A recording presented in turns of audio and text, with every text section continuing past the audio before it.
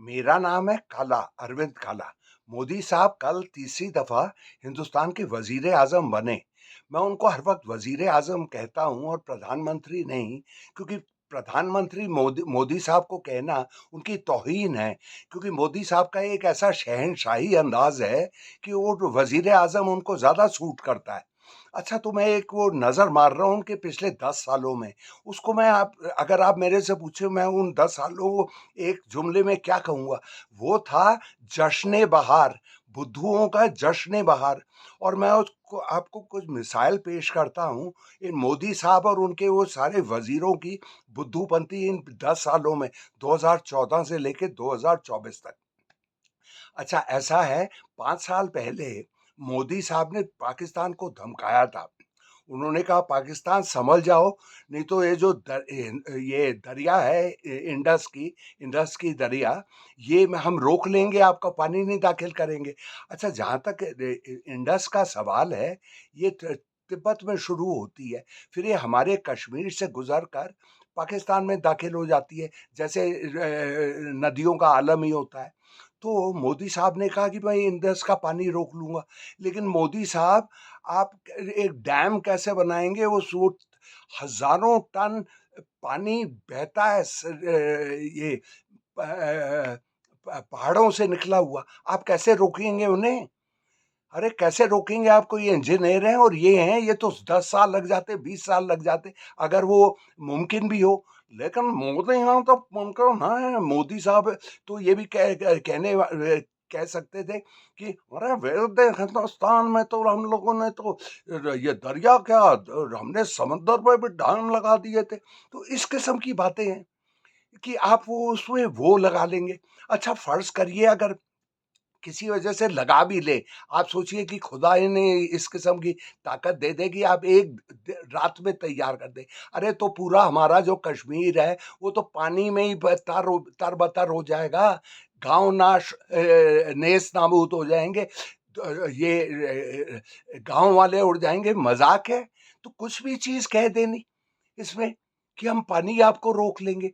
अच्छा नाज़रीन, सुनिए, आपको ये जो हमारा है बँटवारा है पाकिस्तान और हिंदुस्तान का पानी के मामले में, ये 1960 में फैसला हुआ था, 64 साल पहले। वर्ल्ड बैंक के उसके नीचे, वर्ल्ड बैंक की वो उसके साथ, अंपायर के साथ 9 साल लगे थे, और इन 64 साल में कुछ नहीं हुआ। 10 वज़ीर आज़म आके गए हैं, लेकिन किसी ने नहीं है। लेकिन मोदी साहब तो कुछ भी कर सकते हैं। इस किस्म की बुद्धूपंती, एक तो ये मिसाइल है। अब दूसरा मैं मिसाइल मैं आपको गडकरी साहब का पेश करता हूँ, नितिन गडकरी साहब। वैसे वो बड़े प्यारे आदमी हैं, और आगे जाके मोदी के दावेदार भी बन जाते। बीजेपी में ज़्यादा लोग गडकरी साहब को ज़्यादा मानते हैं, और मोदी और अमित शाह को कम।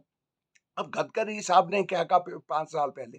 अच्छा, 5 साल में पहले उन्होंने ये कहा कि हिंदुस्तान की पहली बात ये है, हम लोग 60 लाख टन यूरिया बाहर से खरीदते हैं, बाहर के मुल्कों से। तो गडकरी साहब ने फरमाया कि ये हमें यूरिया खरीदने की ज़रूरत ही नहीं, क्योंकि हम यूरिया तो हम अपने सुसु से बना सकते हैं। तो हवाई एयरपोर्ट में हमारे 4 लाख पैसेंजर रोज़ सवारी करते हैं। अरे तो उनकी वो बटोर लेंगे, उससे यूरिया बना लेंगे, और यूरिया होता है फर्टिलाइज़र में जाने के लिए। तो 5 साल गुज़र गए, तो गडकरी साहब आपने ये क्यों नहीं किया? क्यों नहीं किया? अच्छा, मोदी ये गडकरी साहब कहते हैं कि वो अपना वो बगीचा है, घर का बगीचा नागपुर में ही होगा, उसमें वो अपना ही सुसु बिखेरते रहते हैं, और उनका बगीचा खूब अच्छा रहता है। पता खुदा जाने कितने लोग आते हैं, उनको बैठते हैं उस बगीचे में। खैर, एक और दफ़ा उन्होंने कहा कि वो हमारे बाल जो होते हैं, केश, इससे वो अमीनो एसिड्स आप निकाल सकते हैं। और आजकल वो गडकरी साहब का एक और वो छिड़ा हुआ है, hydrogen car, hydrogen car, hydrogen car. अरे हाइड्रोजन कार साहब, ऐसा है, अमेरिका जैसा बढ़ा हुआ मुल्क, वहाँ पे अगर 25,000 गाड़ी होती है तो एक होती है हाइड्रोजन गाड़ी। अच्छा, हाइड्रोजन ऐसा ऐसा है, हाइड्रोजन को आप इस्तेमाल कर सकते हैं पेट्रोल की जगह या तेल की जगह या सीएनजी की तरह, वो तो सही है, क्योंकि पानी दो हिस्से हाइड्रोजन में होता है और एक ऑक्सीजन, तो उस पानी से आप कर सकते हैं। लेकिन अगर पानी आपके इतना महंगा पड़े वो, तो आप करेंगे क्या? उसके उसके बजाय तो आप पेट्रोल खरीद लेंगे।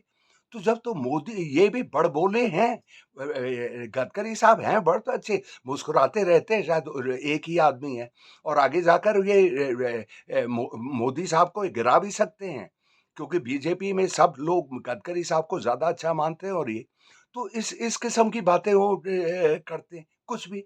अरे असल बात तो ये है, दुनिया में जो सोना है, इससे 100 गुना हमारे उसमें उनमें हमारे समुद्रों में है।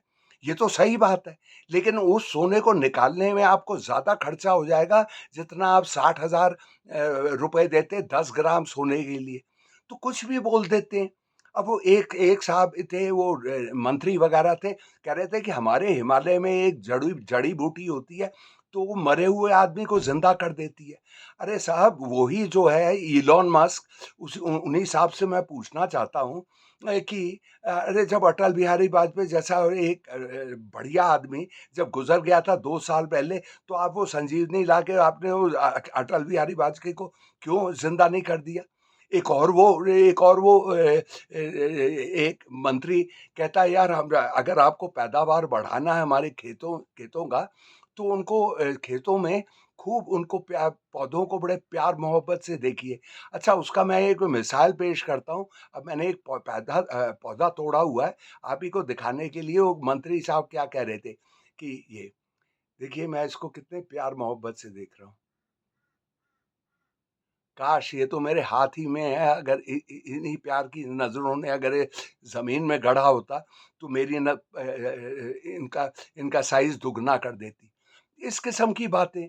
अब ये एक वो कहता है कि गाय के सुसु से वो डिसइन्फेक्ट होना चाहिए। देखिए अस्पतालों में ऐसा होता है कि वो डेटॉल-वेटॉल लगाते हैं उस सर में, कि कहीं कीटाणु, जर्म्स जो हैं या कीड़े वो नाज़ुक मरीज़ों के वो जिस्म में ना दाखिल हो जाए। तो कहते हैं ये, और ये लेकिन जब वो अमित शाह साहब बीमार पड़े थे कोविड से पिछले 2-3 साल पहले, तो हिंदुस्तान के सबसे बढ़े हुए हॉस्पिटल में गए थे, मेदांता हॉस्पिटल और ऑल इंडिया इंस्टीट्यूट है। तब वो औषधालय और आयुर्वेदा और होम्योपैथी सब भूल गए।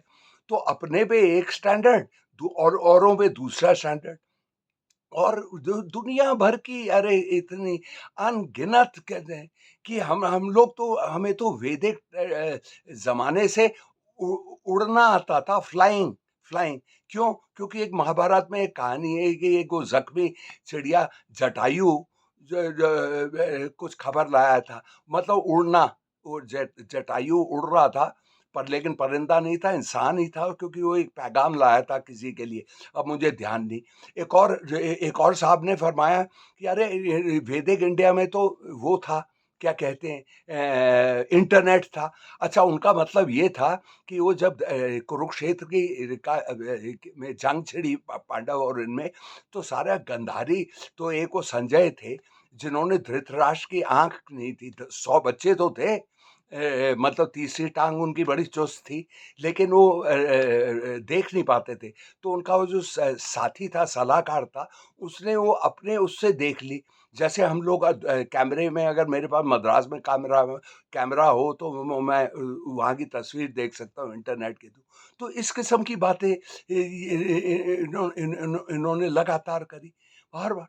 और ये मोदी साहब का, जैसे एक और चीज़, हाल ही में उन्होंने ये कहा कि हमारे जो लड़ाकू विमान चलाने वाले फाइटर पायलट हैं, चालक हैं, वो इतने चालाक हैं कि वो ये बादलों के पीछे छिप जाते हैं, जिससे चाइना के वो लड़ाकू विमान और पाकिस्तान के लड़ाकू विमान उनको गिरा ही ना पाए।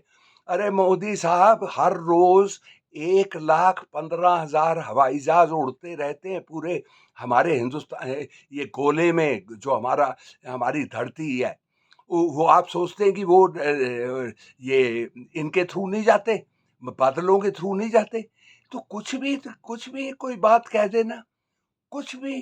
अरे मतलब इस तरह से, और ऐसा हो गया था इनका, इन बुद्धूपंथियों का, कि जब बुद्धुओं का जश्न होता है ना, जश्न बहार 10 साल की, इनकी तो पार्टी 10 साल तक चली। और जहाँ सारे बुद्धुओं का जश्न होता है, तो हर बुद्धू की ये कोशिश रहती है कि ये वो सब सब लोगों को बता दे कि वो सबसे बड़ा बुद्धू है।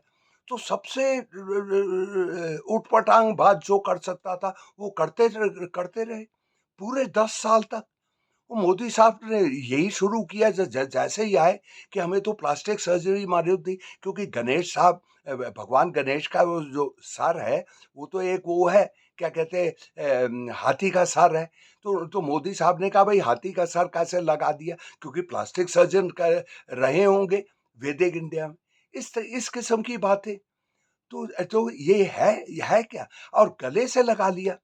और जो वो कहते हैं, एक वो मुझे शेर ध्यान में आता है, बर्बाद गुलिस्तां करने को एक ही उल्लू काफी है, हर शाख में उल्लू बैठे हैं। हर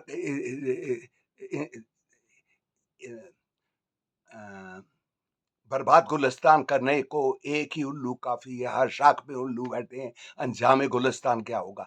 ये जो शायरा ने लिखा, या शायरा ने लिखा, उसका मतलब यही था कि एक वो मुल्क या कुटुंब को एक आदमी मुखिया ही कबाड़ कर सकता है। यहाँ पे तो हर भरा था। तो इस किस्म का था इनका। पूरे 10 साल इन्होंने ये किया। जो जिसके मन में आए कहे, सोलर पैनल, सोलर पैनल, ये यहाँ कर देंगे, वो कर देंगे, कर देंगे, सब कर देंगे, कर देंगे, कर देंगे। करा क्या, करा क्या? ये हाल है इनके। चलिए, मैंने एक वो झलक दी ये गए 10 सालों में। मैंने कहा टाइम ठीक है, क्योंकि अब मोदी साहब तीसरी दफा वजीर आजम बने, उनको मुबारक। और ये सब है। तो जनाब, जो मुझे कहना था वो मैंने कह दी। आपके वो खूब जानकार लोग हैं, दोस्त हैं, रिश्तेदार हैं वगैरह, सबको बढ़ाइए, मेरी शोहरत बढ़ाइए। और मेरा दफा होने का टाइम हो गया, तो खुदा हाफिज।